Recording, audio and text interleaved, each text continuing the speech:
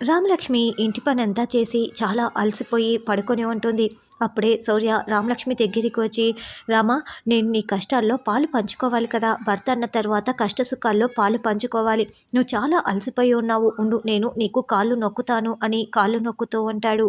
"Sir, ఇలా మీరు నాపై ప్రేమ చూపించటం నాకు చాలా సంతోషంగా ఉంది సార్" అని రామలక్ష్మి చాలా సంతోషపడుతూ ఉంటుంది. అయితే అప్పుడే రామకి ఉన్నట్లుండి ఒక సంఘటన గుర్తుకు వస్తుంది. లేచి కూర్చోవటంతో, "ఏమైంది రామా" అని శౌర్య టెన్షన్ పడుతూ ఉంటాడు. "సార్, మనము అస్మితకి బాగోలేదని కారు మధ్యలో ఆపాం కదా, అక్కడే నిధి మిస్ అయిపోయి ఉంటుంది. అది కావాలని నాటకం ఆడిందేమో, దెబ్బలు గాయాలు తగలలేదేమో. ఆ అస్మితకి ఇందులో భాగం ఉందనిపిస్తోంది. మనం ఎలాగైనా సరే కనిపెట్టాలి. అస్మిత గదికి వెళ్ళి చూద్దామని" రామలక్ష్మి, శౌర్య అస్మిత గది దగ్గరికి వచ్చి డోర్ కొడుతూ ఉంటారు. అస్మిత డ్యాన్స్ చేసుకుంటూ ఉంటుంది. రామలక్ష్మి, శౌర్య రావటంతో మళ్ళీ తలకి చేతికి కట్లు కట్టుకొని బయటికి వస్తుంది. అప్పుడే పవర్ పోవటంతో అస్మిత చేతికి ఉన్న నిధిలోని బంగారపు ఉంగరం మెరుస్తూ కనిపిస్తూ ఉంటుంది. అస్మిత చేతికి కట్టు ఉంటుంది. ఆ కట్టు దగ్గర నుంచే మెరుస్తూ కనిపించటంతో, "ఏంటది" అని ప్రశ్నిస్తూ ఉంటే, "అబ్బే ఏం లేదు" అని అస్మిత కవర్ చేసేస్తుంది. "నేను పాల్కోవా తయారు చేస్తున్నాను" అని రామలక్ష్మి చెప్తుంది.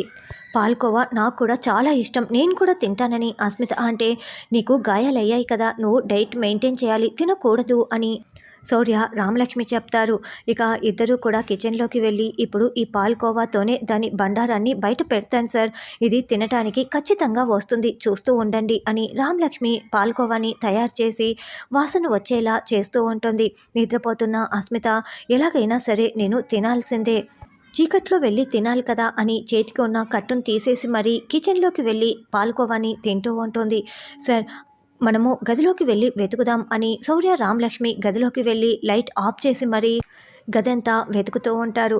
అయితే అస్మిత నిధిలోని బంగారపు ఉంగరాన్ని అక్కడే పెట్టేసి వెళ్ళి ఉంటుంది. అది లైట్ లేకపోవటంతో మినుకు మినుకుమని మెరుస్తూ ఉంటుంది. వెంటనే రామలక్ష్మి దానిని కనిపెట్టేసి, "సార్, నిధిలోని ఇది బంగారపు ఉంగరం సార్, అంటే అస్మితకి దీంతో భాగం ఉంది సార్, అస్మితనే నిధిని కాజేసింది. ఖచ్చితంగా అస్మితకి అన్ని వివరాలు తెలుసు, దాని గాయాలు కూడా మొత్తం అబద్ధాలే. ఇప్పుడు చూడండి, దాని సంగతి చెప్తానని" రామలక్ష్మి ఆ ఉంగరాన్ని చూస్తూ కోపంతో రగిలిపోతూ కిచెన్లో పాల్కోవా తింటున్న అస్మిత దగ్గరికి రామలక్ష్మి, శౌర్య వచ్చి కోపంతో రగిలిపోతూ చూస్తూ ఉంటే, "అయ్యో, ఇలా దొరికిపోయానేంటి" అని అస్మిత టెన్షన్ పడుతూ వాళ్ళని చూస్తూ ఉంటుంది.